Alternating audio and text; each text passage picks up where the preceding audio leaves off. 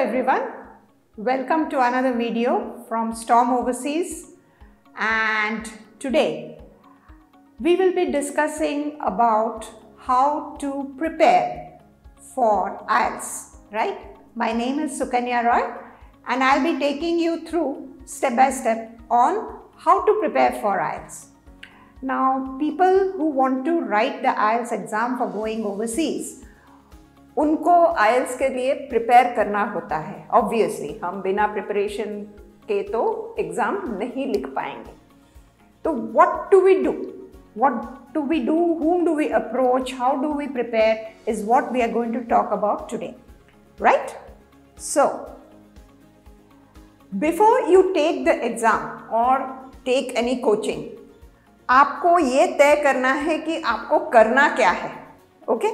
So, which kind of exam do you have to take is the first thing you have to decide. If you are going there for a job or a business, then you have to take the general IELTS test. And if you are going there for further studies, आपको academic IELTS test लेना है. ये more or less हम सब कोई जानते हैं.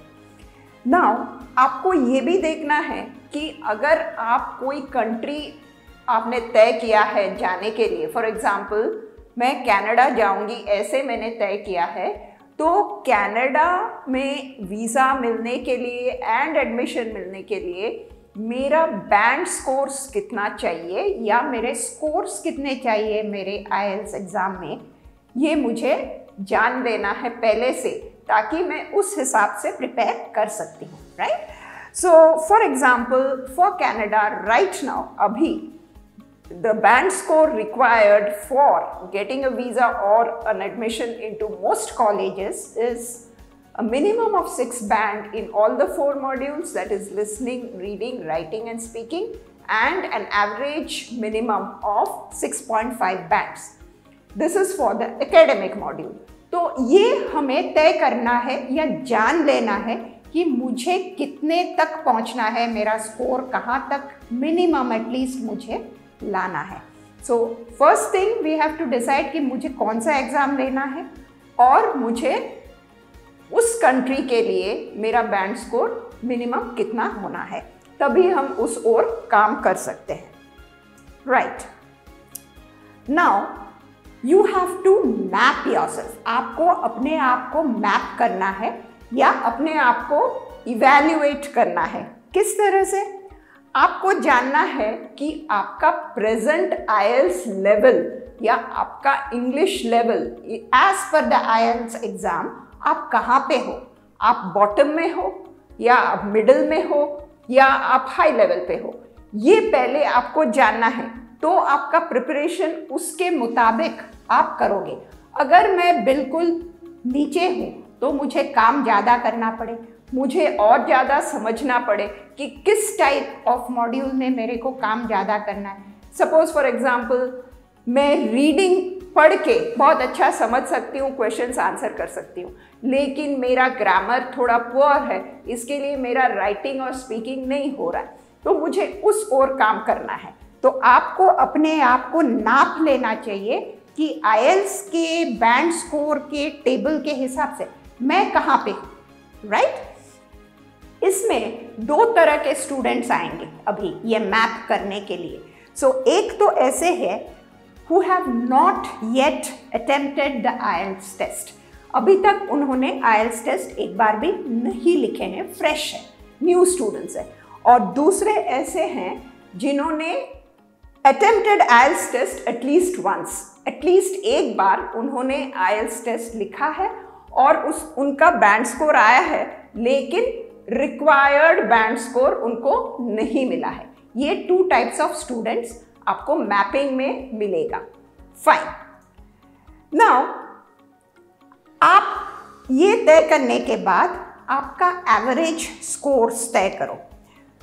New students कैसे करेंगे? उन्होंने तो लिखा ही नहीं है अभी तक एग्जाम, तो उनको अपने assignments, that is practice sessions and mock test, मतलब एकदम द एक्चुअल टेस्ट की तरह जो क्लास में या पेपर्स में मिलते हैं, ये मॉक टेस्ट के स्कोर्स उनको देखना चाहिए कि मुझे ये असाइनमेंट्स ये प्रैक्टिस सेशंस और मॉक टेस्ट में कितना मिल रहा है।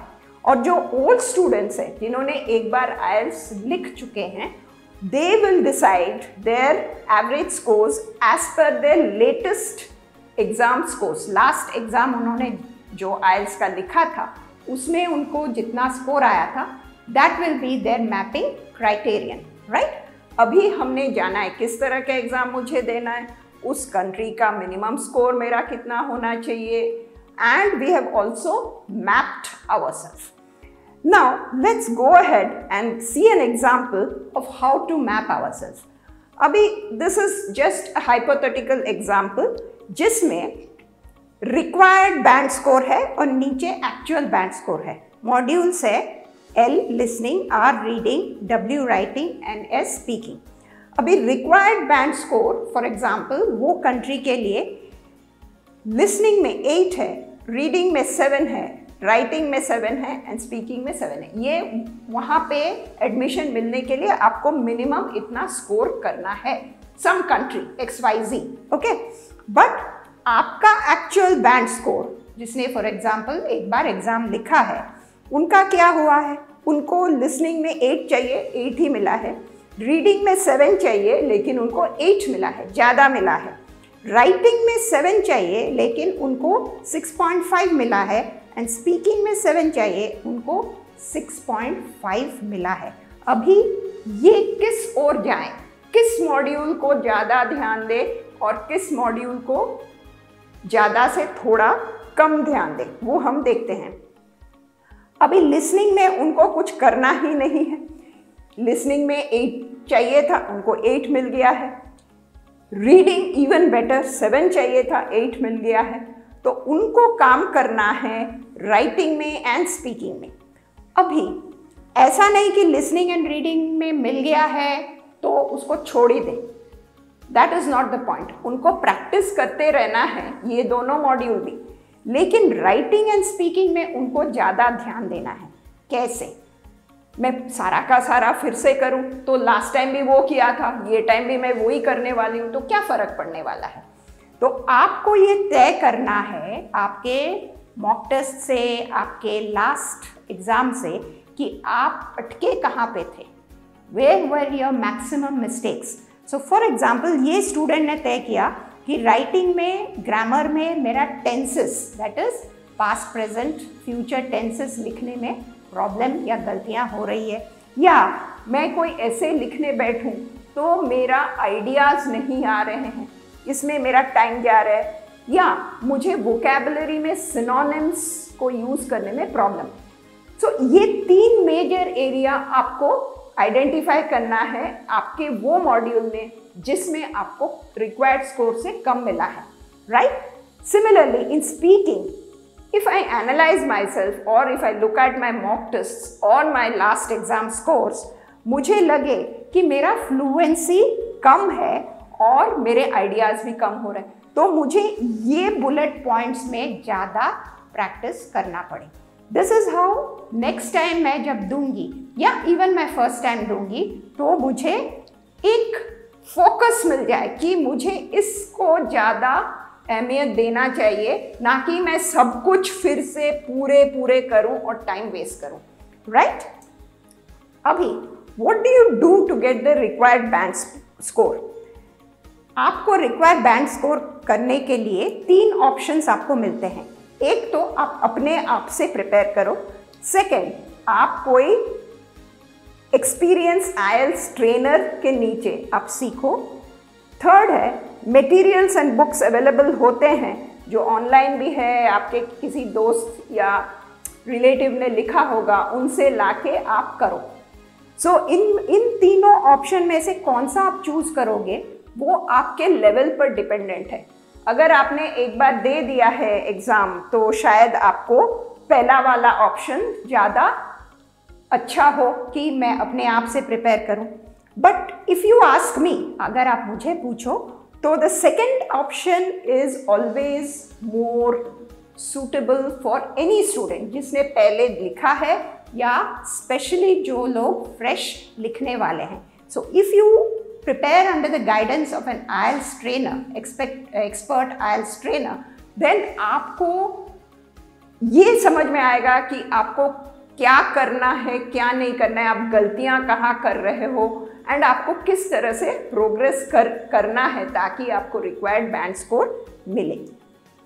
Now important points to consider is while preparing, bullet में दिया गया है आपके लिए, आपको टेस्ट फॉर्मेट समझना है, each module that is listening, reading, writing and speaking को किस तरह से अप्रोच करना है, एंड डूज एंड डोंट्स आपको समझना है। आपको अगर कोई क्वेश्चन टाइप या कोई मॉड्यूल में प्रॉब्लम है तो आपको वो डाउट्स पहले रिजॉल्व करना है। You have to practise regularly with official IELTS material. ऐसा नहीं कि कोई भी रीडिंग कहीं से उठा लिए या कोई भी टॉपिक ले लिए, नहीं, ऑफिशियल आइल्स का जो मटेरियल है उससे आपको प्रैक्टिस करना है। आपको मॉक टेस्ट मतलब एक्चुअल एग्जाम के जैसे जो टेस्ट है वही टाइम लिमिट में उसी टाइप के ऑफ क्वेश्चंस, वो मॉक टेस्ट आपको लिखना है। एंड स्पीकिंग के लिए आपको कोई पर्सनल ट्रेनर या मेंटर के साथ बैठ के स्पीकिंग प्रैक्टिस करना है। अभी इसमें आपको अगर कोई एक्सपर्ट गाइडेंस मिला तो आपको किस तरह से हेल्प हो सकती है आपके आईएलटीएस प्रिपरेशन में। तो अगर आप कोई एक्सपर्ट गाइडेंस के साथ करते हैं, जैसे कि हम यहाँ स्टॉर्म ओवरसीज में करते हैं, तो how is it different from preparing on your own या just practising at home and practising with storm overseas? Difference क्या है? क्यों मैं यहाँ आऊँ, क्यों मैं अपने आप नहीं क्यों कर सकती हूँ?